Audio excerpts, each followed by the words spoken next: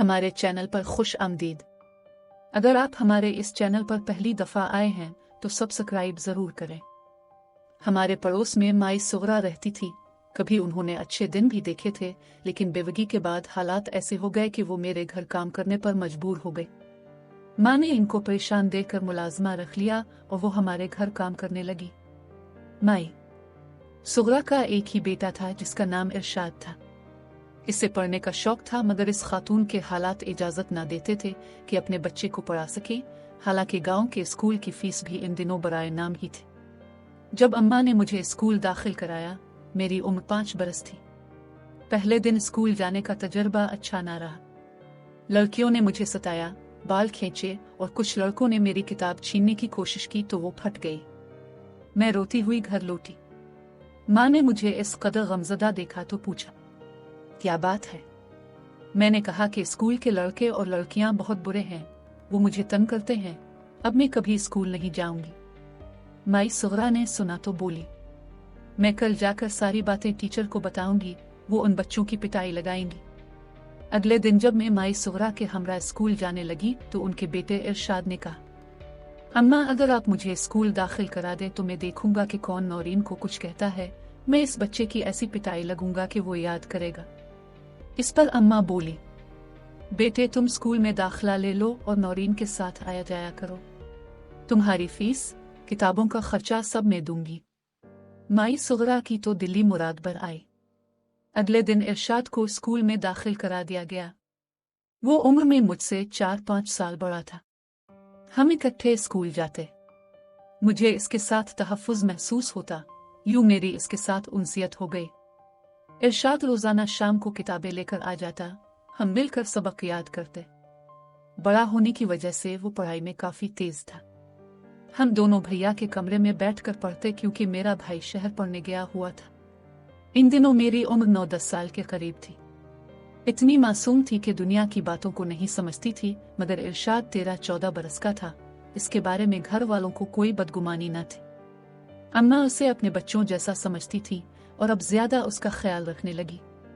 कहती थी कि इरशाद स्कूल में नौरीन का ख्याल करता है, तभी शरीर बच्चे इसको तंग नहीं करते।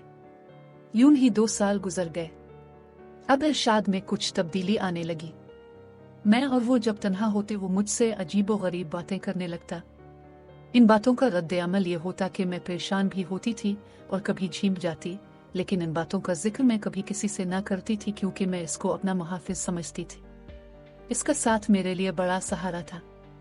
मैं किसी सूरत नहीं चाहती थी कि वो कहीं चला जाए।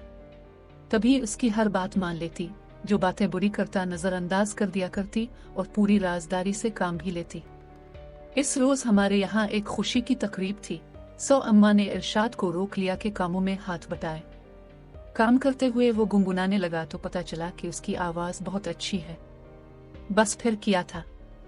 हर एक ने इससे फरमाइश की कि वो कोई गाना सुनाए। उसने बहुत इसरार पर कुछ शादी के मौका के खुशी भरे गीत सुनाए तो मेहमान झूम उठे। फिर तो सारी रात इसके गीतों ने रुत जगह का समा बांध दिया। जब सब थक कर सोने चले गए तब अम्मा ने इरशाद से कहा कि तुम भी यही मेहमानों वाले कमरे में सो जाओ। सभी नींद की आगोश में जा चुके थे, लेकिन मुझे और इरशाद को नींद न आई। हम दोनों जाग रहे थे। पहले वो उठा और सहन में पड़ी चारपाई पर जाकर बैठ गया। फिर मैं उसके पीछे कमरे से बाहर आ गई। वो बोला, बाहर क्यों आई हो? क्या नींद नहीं आ रही? हाँ, मैंने कहा, नींद बिल्कुल नहीं आ रही, बेचैनी सी हो रही है।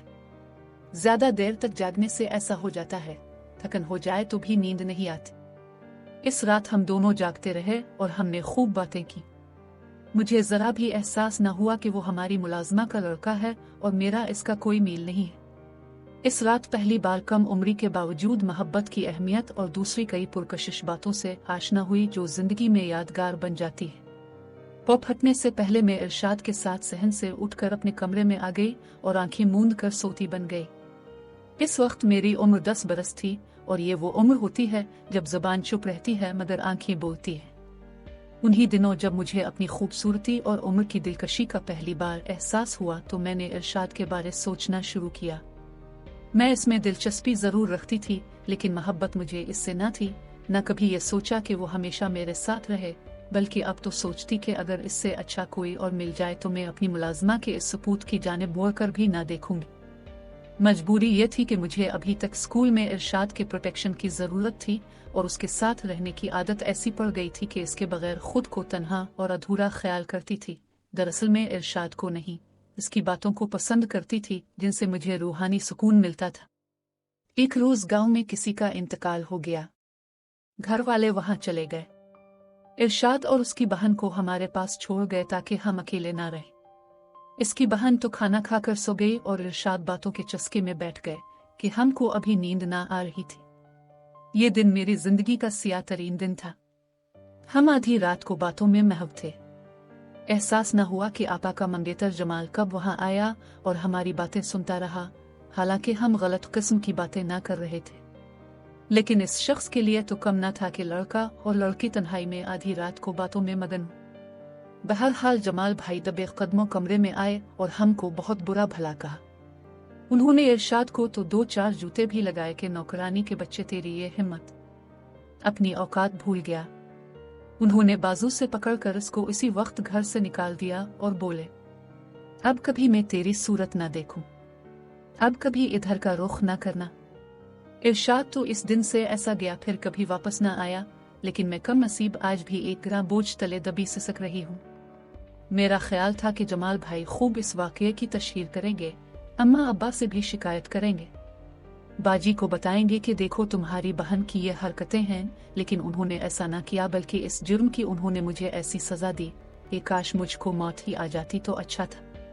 अब जब मौका मिलता वो इस बात की आड़ में मेरे नजदीक आ जाते, धमकियां देते, अगर मेरा साथ न दिया तो सारे जमाने में रुसवा कर दूंगा, तुम्हारी जिंदगी बर्बाद हो जाएगी, किसी को मुंह दिखाने के काबिल ना रहोगी, ना ही तुम्हारी कभी शादी हो सकेगी। मैं सहम कर रह जाती। ये बातें ऐसी थीं कि हम उनको जुबान पर लाने से कतराने लगते हैं। मुझ पर उनका इस कदर रोबो दहशत तारी हुई कि उनके देखने से मेरी रूह फना हो जाती। दिल से चाहती थी कि अम्मा से कह दूं कि इस अजाब से जान छूट जाए। फिर आपा का ख्याल आता, वो उनसे बेहद मोहब्बत करती थी। 6 माह बाद उनकी शादी होने वाली थी। अम्मा से कहूं या आपा ही से कह दूं, बस ये सोचते सोचते सुबह हो जाती। मैं एक कमसुन बच्ची, अक्ल कम और खौफ ज्यादा। इतना हौसला था और ना इखलाकी जुर्रत, और जमाल का ये आलम जब तन्हा देखते बाजू पकड़ लेते, तब दिल से दुआ करती कहीं से आपा आ जाएं और इस मरदूद को देख ले। बहुत दुख होता था अपनी बुज़दिली पर। सब कहते, नौरीन को देखो, कितनी अच्छी तरबियत माँ ने इसे दी है कि चुप रहती है, खामखा चपड़ चपड़ नहीं करती, फालतू बात तो करना जानती ही नहीं, जैसे इसके मुंह में जुबान ही ना हो। अच्छी लड़कियों के यही तौर-अतवार होते हैं कि फजूल में हर वक्त बातें ना करें, बहुत अक्लमंद और संजीदा लड़की है। तभी मैं सोचती, एक काश के मेरी जुबान होती, मैं चपड़ चपड़ ही बोलती मगर बोल सकती। अब तो किसी ने मेरी कुव्वत गोयाई छीन ली थी। एक बार हिम्मत करके आपी से कहा, आपी, आपके मंगेतर अच्छे इंसान नहीं लगते, आप उनसे शादी ना करें, इनकार कर दे। मेरा इतना कहना था कि वो गुस्सा से भड़क उठी, क्या तुम मुझसे जेलस हो या जमाल तुमको पसंद आ गए? क्यों ना करूं मैं उनसे शादी भाई? क्या तुम करना चाहती हो जमाल से शादी? इफ मेरे अल्लाह में तो कहकर पछताई। वो तो मेरे पीछे पड़ गई, हालांकि मुझसे वो बेहद प्यार करती थी। पहली बार मैंने उनकी डांट खाई तो रूहांसी होकर कमरे में खूब रोए। शायद ये मौजू ही इतना नाजुक था कि आपा इस बारे दूसरी कोई बात सोच ना सकती थी। आपा की शादी का दिन आ गया। वो बहुत खुश थी। शादी की तैयारियां धूमधाम से हुई। आपा दुल्हन बन गई और बदरू जमाल दूल्हा। वो बया कर मेरी प्यारी आपी को अपने घर ले गया। वो मेरा दूल्हा भाई बन गया। इसको दूल्हा भाई कहने का मेरा दिल ना चाहता। मैंने जूता छपाई में हिस्सा भी नहीं लिया। जब जूता छपाई की रस्म होने लगी मैं छत पर चली गई। आपा की रुखसती तक वहां ही छपी रही। क्या बताऊं कितना कुछ हो रहा था। मेरी प्यारी बहन की शादी किस कदर अनफेयर आदमी से हो रही थी जो मेरी पाकिज़ा बहन के लायक न था। आपा की शादी के बाद अम्मा और मेरी मंझली बहन उनके घर जाती मगर मैं ना जाती। आपा शिकायत करती, नौरीन तुम क्यों मेरे घर नहीं आती? मैं बहाना कर देती, वो खामोश हो जाती। अम्मा भी कहती, नौरीन, तुम क्यों बहन के घर नहीं जाती? जब उनकी सास हमारी दावत करती हैं, खाने पर बुलाती हैं, तब भी तुम बहाने करती हो। अम्मा, मुझे उनके घर जाना अच्छा नहीं लगता और कोई बहाना सूझता ही न था। तब अम्मा इतना कहकर चुप हो जाती कि अजीब लड़की हो। आपा के यहाँ अल्लाह ने चांद सा बेटा दिया। सभी खुश थे। अम्मा जबरदस्ती मुझे उनके घर ले गई। वहां तो मुझको 2 घड़ी बैठना दूभर हो गया कि जमाल का छोटा भाई हमारे पास मनलाने लगा। ये तो आवे का आवा ही बिगड़ा हुआ है, बड़े भाई तो बड़े, छोटे भी कम नहीं। जी चाहा कि अभी यहाँ से उठकर भाग जावे। मेरा तो दम घुटने लगा। अहद किया कि अब तो कभी इधर का रुख ना करूंगी। मगर ये दिन आखिरी ना था। इसके बाद भी कई बार मुझे आपा के घर जाना पड़ा, यूं कि फिर दूसरे बच्चे की पैदाइश। वो अस्पताल में और मैं उनके घर उनके बच्चे को संभाल रही होती। गरज के ऐसे वक्त गुजरता गया। मंजली बहन की शादी हो गई। मैं भी बड़ी और समझदार हो चुकी थी और अब मेरी बारी थी। आपा की सास ने अपने छोटे बेटे के लिए जाने कब से मुझको पसंद करके ये राज दिल में रख लिया था। अब उन्होंने और उनके शौहर ने अपनी गुफ्तगू का जादू चलाया और मेरा रिश्ता कमाल के लिए मान लिया, बल्कि मनवा लिया। आपा भी इस बंधन से खुश थी, मगर दूल्हा भाई इस मामले से दूर और न्यूट्रल रहे। मैं किसी सूरत आपा की देवरानी बनकर उनके घर न जाना चाहती थी। माजी का तल्ख तजर्बा अभी तक मेरे जहन पर ताज़ियाने लगाता था। ये तो ऐसा जख्म था जो भरने वाला ही ना था। भला जिस आदमी से मैं 10 बरस की उम्र से नफरत करती चली आ रही थी, क्यों कर इसी के घर उसकी भाभी बनकर जाना पसंद करती। होनी होकर रहती है। बुजुर्गों के अपने फैसले होते हैं और वो तो अपने बच्चों के लिए अच्छा ही सोच रहे होते हैं। बहरहाल शादी होना थी हो गई, मगर कुछ दिनों बाद ही मेरे मियाँ का तबादला सरगोधा हो गया। इनको मकान भी मिल गया और वो मुझको लेकर ड्यूटी पर आ गए। अब मुझे दूल्हा भाई की शक्ल देखने से निजात मिल गई। कमाल बहुत अच्छे इंसान थे, मुझे उनसे कोई शिकायत नहीं थी। हम यहाँ शहर में हंसी खुशी जिंदगी बसर करने लगे, मगर कलेजे में एक फांसी चुभी रहती थी।